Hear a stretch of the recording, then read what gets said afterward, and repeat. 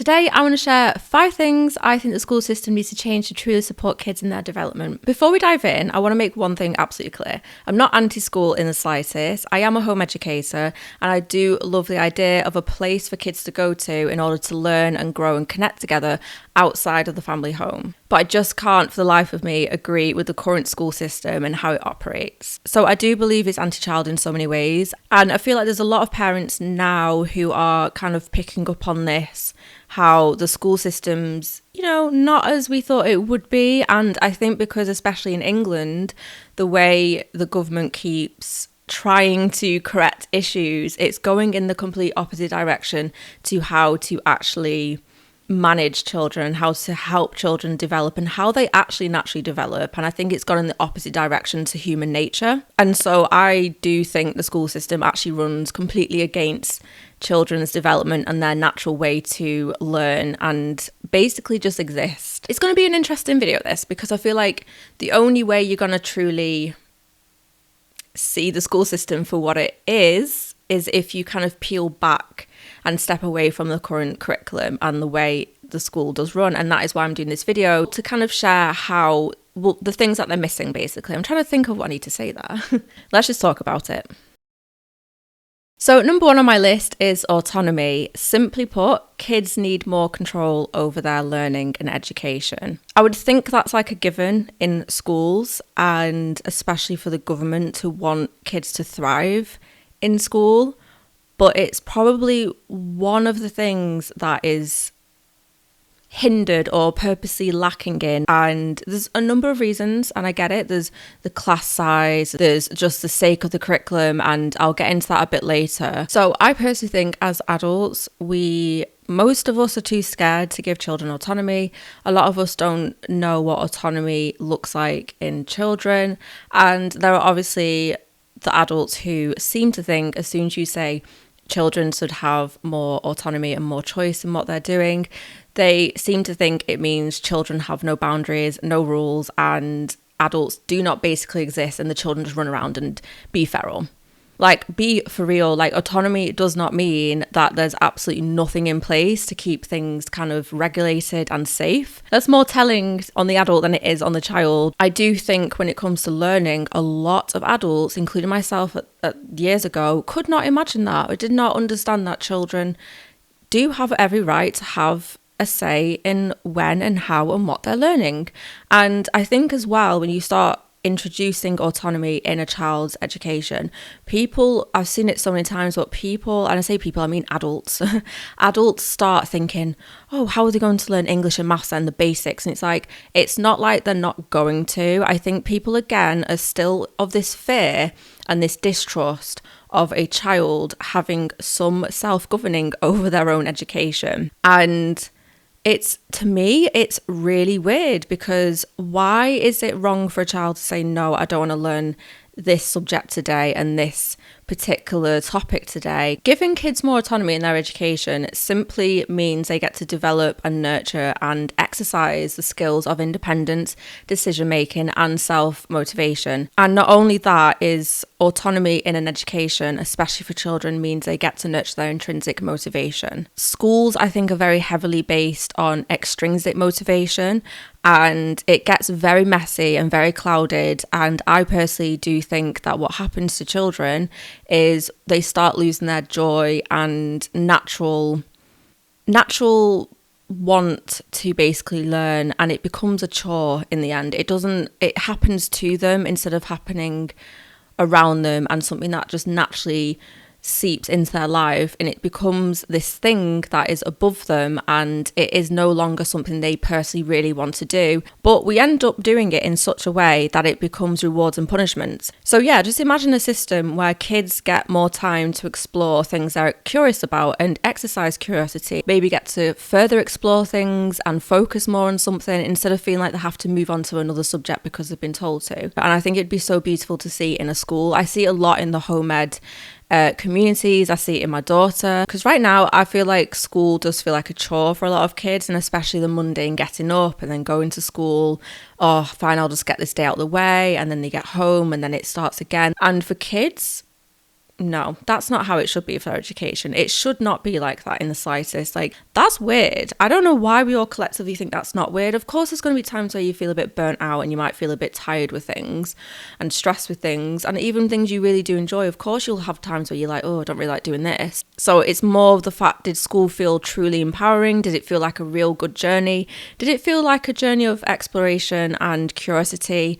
Did it feel like a place you could really truly think, oh, I'm so interested in this, I'm going to continue to do this? Or did it feel like as soon as you found a lot of curiosity in something, it was suddenly squashed? It was suddenly, you were told to move on all of a sudden. It was, oh, well, we kind of need to fit it in this part of the curriculum. You can't go off scale on this side. But with autonomy, it would mean something in the school system is allowing you to be so interested in something like King Henry VIII or something, and you get to carry that on. I'm going to get into curriculum in a minute, like soon, but that's what autonomy would mean. And I think once you start addressing autonomy and giving back more autonomy in a school system, a lot more is going to start cracking, and you will start thinking, damn, we really should be changing a lot in the school system. Let's just move on anyway, because there's more, and I think everything else I'm going to be saying is to do with autonomy, so that you'll see like a bit of a theme here. Oh my God, I can't stress this enough at all. I'm going to probably get myself riled up with this point, because I just cannot for the life of me understand why there is a lack of play in schools. It is so bad. Like, it's actually really weird to me when I've really thought about it and like proper gone down a rabbit hole of child development and just everything about the school system. Play is not a luxury. I don't know how much more I can stress that. It's not something we need to reward kids with. It's not something that should be also taken away as punishment. It isn't something that is deserved. It is something that can be deserved, but on a whole, it's not a luxury. It's essential for children's growth and well-being. It's as natural as breathing and water to a child. And I'm not just talking about very young children. I generally do also mean teenagers, because adults also need a lot of play. Humans need play. It just changes as you get older. And so when I'm talking about play, I don't mean toddlers and preschoolers. I also mean 10-year-olds. I mean 12-year-olds. I mean 15-year-olds.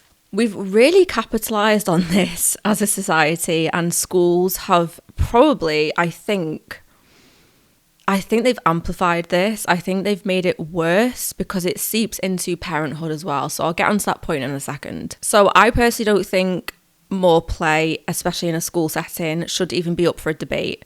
I think it's so weird that we have a bunch of adults twiddling their thumbs thinking, do kids actually need more play in school? Do they just need more play in general? It's so weird to me.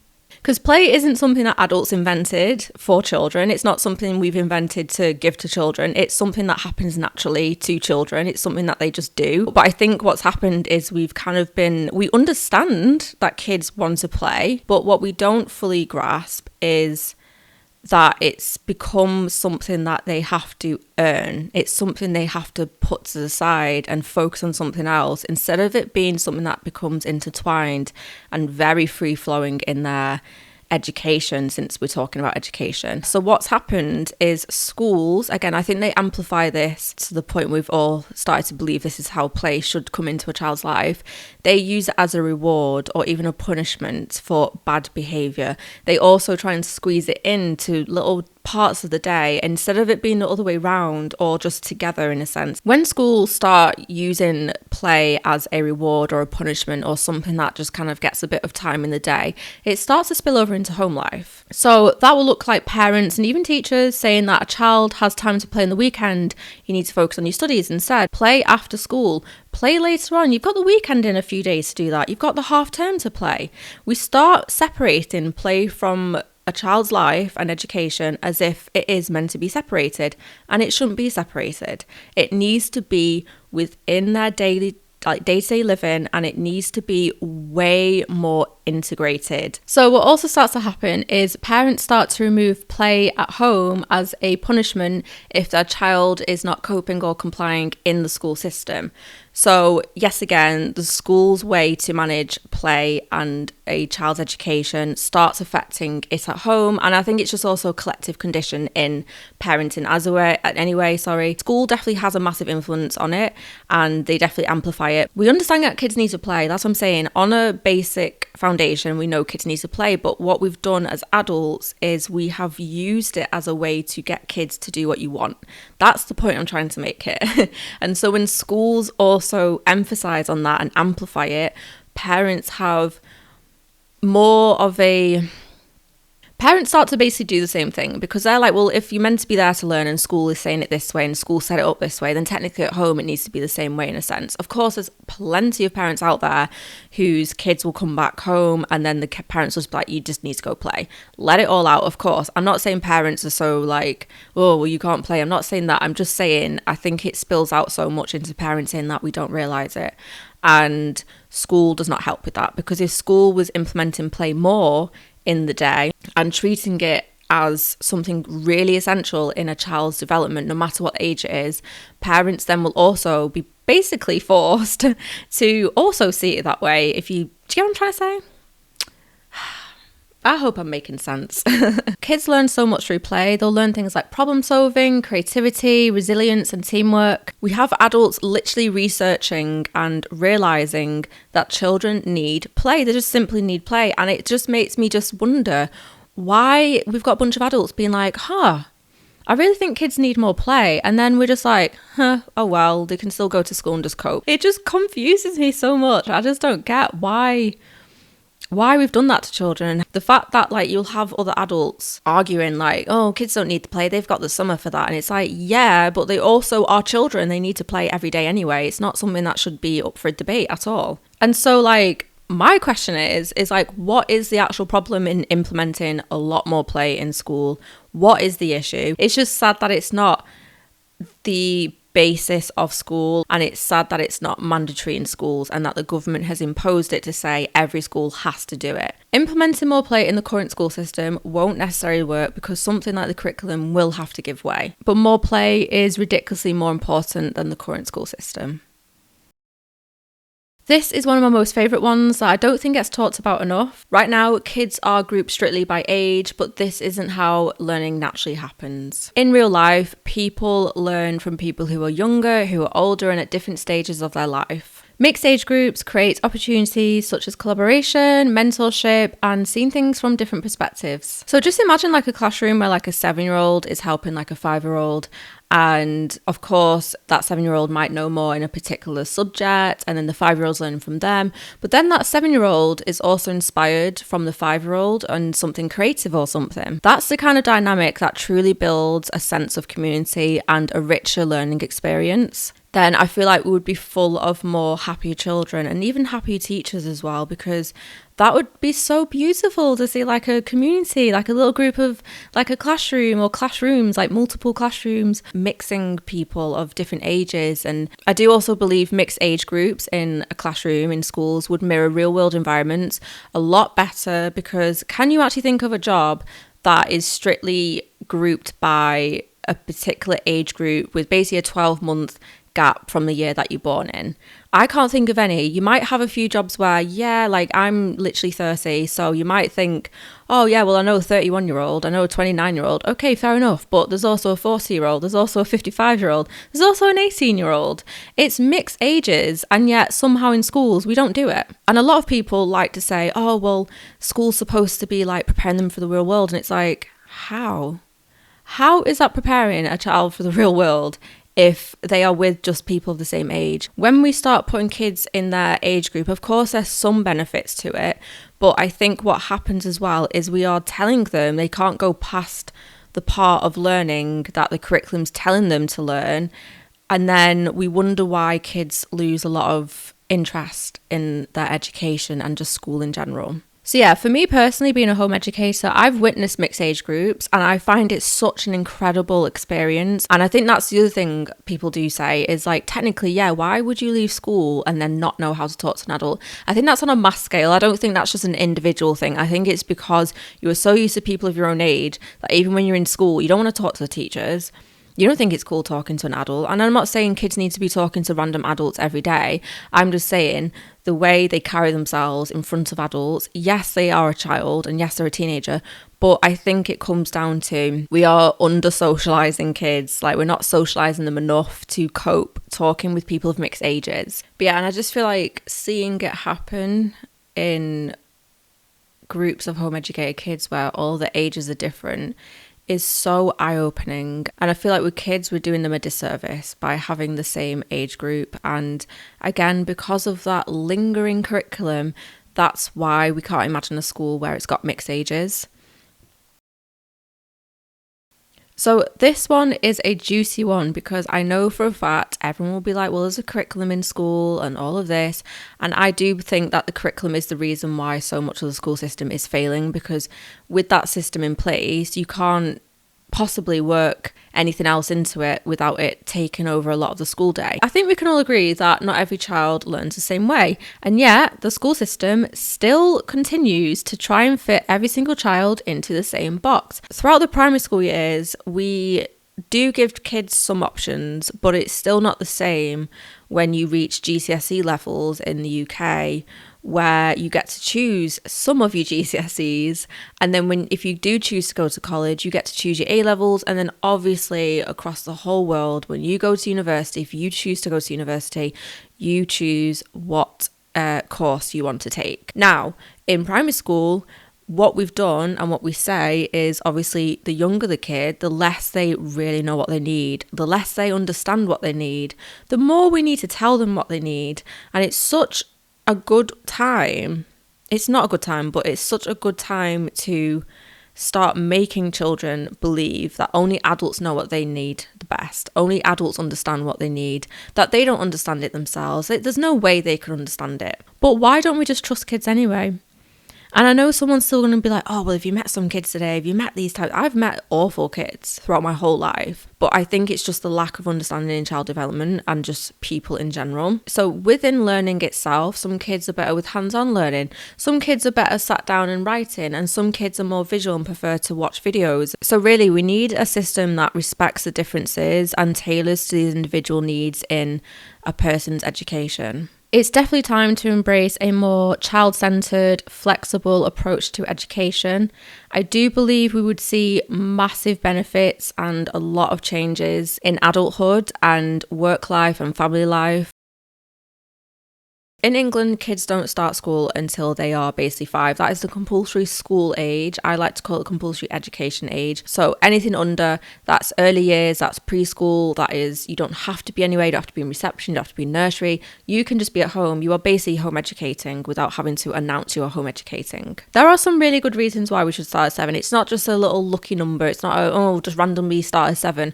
There's research behind this. And that's why within England, when we start at 4 or 5, it baffles me. It's another thing that I'm just like, why does England do this? Why?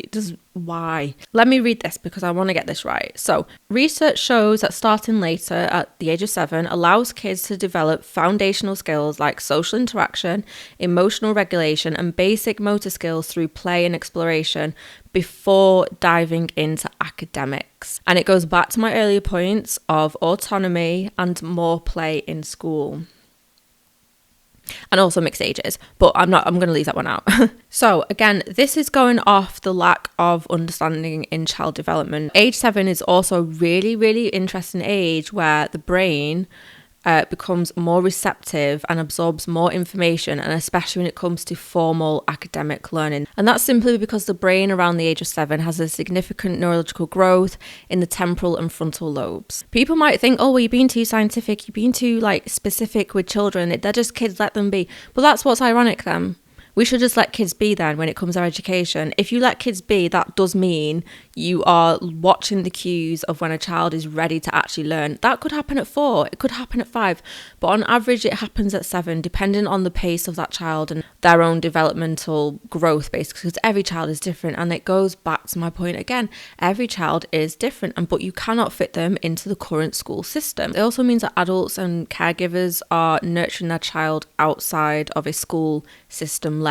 Instead of seeing them through that lens, they're seeing them for who they really are. The age 7 is a very interesting age, and I feel like none of us really truly realise it, but research and even adverts realise it. And I'm talking about an advert because there was a Barclays advert that me and my partner saw not too long ago, and they mentioned age 7. So let me show you what I'm on about because it's really interesting.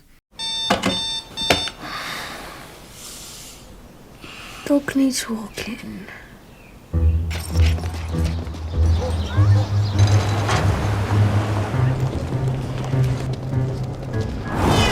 Come on, lads.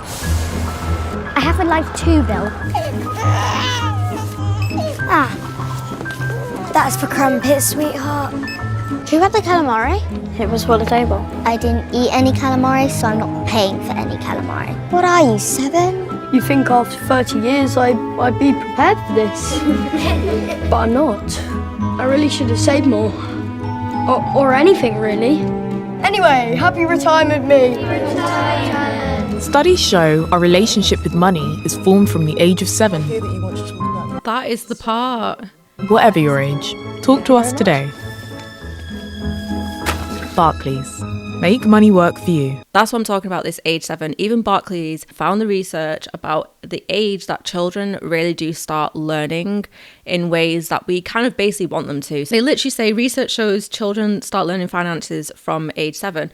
That isn't just a made up number. And again, 7 isn't this golden age where if your kid's not learning it at 7, they are no longer going to ever learn it. That doesn't mean they have to start learning their numbers at age of 7. It just means even then, when it comes to more complex ways of learning, the brain is more ready at that age. And it's the same as reading, it's the same as writing, it's the same for anything out there. Just because a child is not learning something before the age of 7 does not mean that they're never going to learn it. It just means their brain is just developing at a different pace to someone else's, and there's nothing wrong with that. I just wanted to share that advert because I loved it, because it's just so funny how those kids are obviously living in like an adult world, but it's kids, and there's little tongue-in-cheek things that they're saying and doing where you're like, oh yeah, of course, only adults behave like that. But the end part is my favourite, when the adult jumps over the puddle, because you never stop being a kid technically. We just drive it out of a lot of us, and we all just become sad and depressed and then wonder why. And so that means if schools are starting at 7, early childhood should still be left to curiosity and exploration and play. And I think a lot of problems that we run into is children do start masking their individual needs and truly who they are, because they're having to fit themselves into a system that's been put on them, and their brain starts realizing they don't have much choice in it.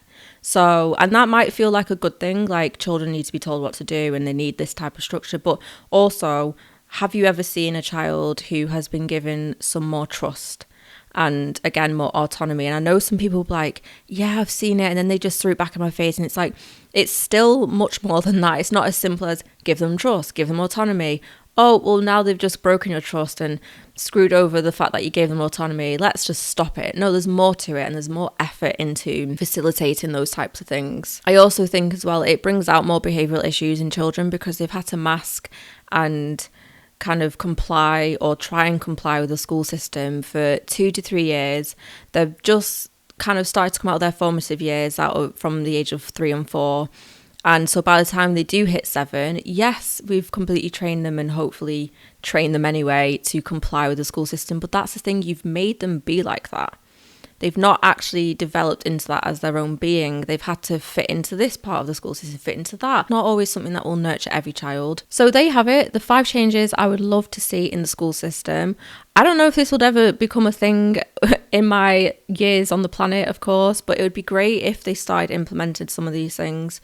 And I know people will be like, but that's just your version of it. And it's like, I'm not saying this should be the version for everything, but I think if you lift a lot of the school system into these, you can still have variations of schools and not just one type of school with one type of way of running it, in a sense. So if you still think your kid copes the best in the current school system, there should be systems there already for that. Whereas if you think a child deserves more autonomy and more this and more that, there should be a school that has that, if that makes sense. Because there are schools out in the world like that. That's what's really interesting. There are more things I'd love to see implemented in the school system, but I wanted to keep this video as short as possible and just share these ones for now. I'm not saying these things will be easy to implement at all, and it will just happen overnight in a sense. Of course, there's a lot to take into consideration. But if we truly care about nurturing children and setting them up for success, we do need to rethink how we approach education. So what do you think? Are there anything that you would add to this list on things you would like to see change in the school system? So let's talk about it in the comments, and please keep it all respectful. And thank you so much for watching this video. If you did enjoy it, please give it a thumbs up. And if you haven't already, please subscribe to this channel if you'd like to see more content like this from me. And also hit that notification bell so you never miss out on an upload.